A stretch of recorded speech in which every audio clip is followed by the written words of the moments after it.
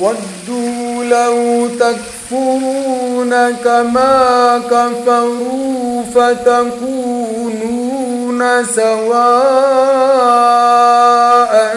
فلا